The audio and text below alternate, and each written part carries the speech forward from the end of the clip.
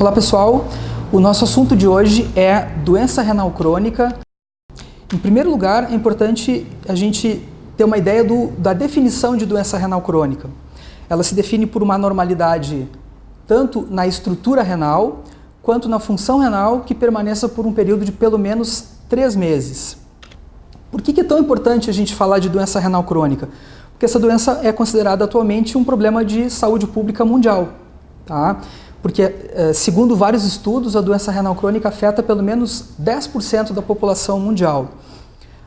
E essa incidência crescente, ela se deve principalmente ao envelhecimento da população e ao aumento das taxas de hipertensão e diabetes, que são as duas principais doenças que determinam a doença renal crônica.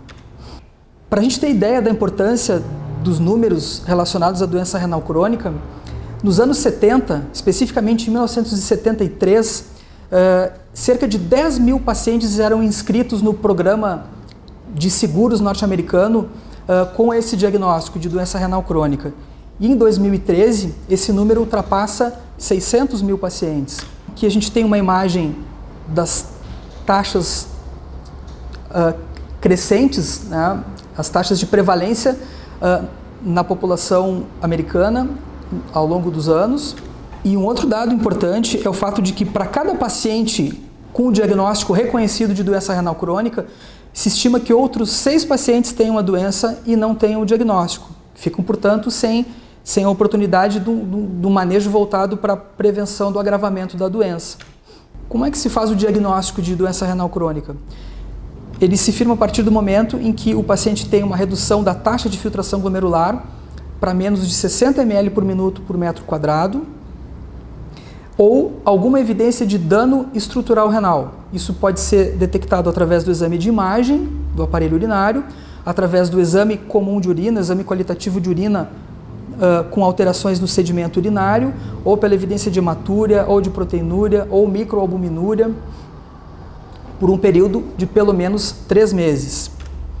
Uma vez feito o diagnóstico de doença renal crônica, o passo seguinte é classificar a doença. Tá? Existe uma classificação de estágios que vão de 1 até 5 e que se definem justamente pelo grau de redução da taxa de filtração glomerular. Só para a gente ter uma ideia, taxa de filtração glomerular abaixo de 15 ml por minuto caracteriza o diagnóstico de doença renal crônica estágio 5, que é o que também podemos chamar de insuficiência renal. A questão fundamental é identificar os pacientes em risco para a doença renal, que são os pacientes diabéticos, são os pacientes hipertensos, com dislipidemia, os pacientes obesos ou com síndrome metabólica, os pacientes tabagistas, os que já têm diagnóstico de doença cardiovascular, os que têm infecções, por exemplo, pelo vírus do HIV ou o vírus da hepatite C, pacientes com neoplasias, pacientes com história familiar de doença renal e pacientes com histórico de exposição a agentes que sejam potencialmente nefrotóxicos. Uma vez reconhecidos esses fatores de risco, a gente precisa incluir na avaliação médica desses pacientes algum exame que nos permita determinar a estimativa da taxa de filtração glomerular e algum exame de triagem para verificar a presença de dano renal. Os 2 exames fundamentais para isso, na prática diária, o exame da creatinina no sangue e o exame de microalbuminúria em amostra isolada de urina. Para a estimativa da filtração glomerular, a gente tem 2 principais estratégias.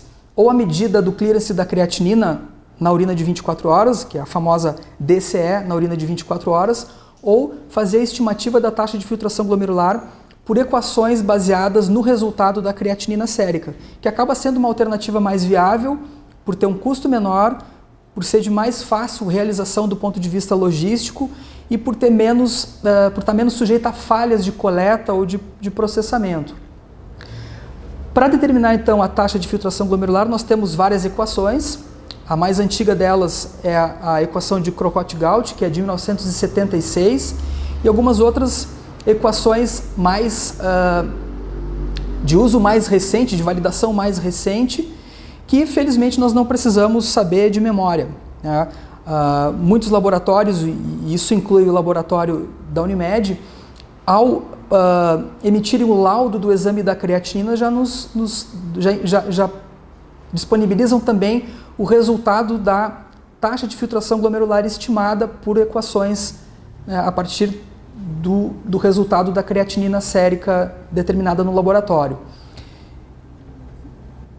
Para a gente ter ideia do quanto a creatinina isoladamente não nos permite um diagnóstico preciso de doença renal, a gente tem uma imagem clássica de duas pessoas muito diferentes que, apesar de terem o mesmo resultado da creatinina sérica, tem uma taxa de filtração glomerular completamente diferente. Então, um homem jovem com massa muscular desenvolvida, de origem afrodescendente, com uma creatinina de 2, pode ter uma taxa de filtração glomerular estimada em 100 ml por minuto, ou seja, uma função renal normal. Ao passo que uma senhora de 100 anos com uma creatinina de 2 pode ter uma taxa de filtração glomerular estimada em torno de 15 ml por minuto e já está, por exemplo, perto da necessidade de fazer até mesmo um tratamento dialítico. Muito obrigado, pessoal. Até a próxima.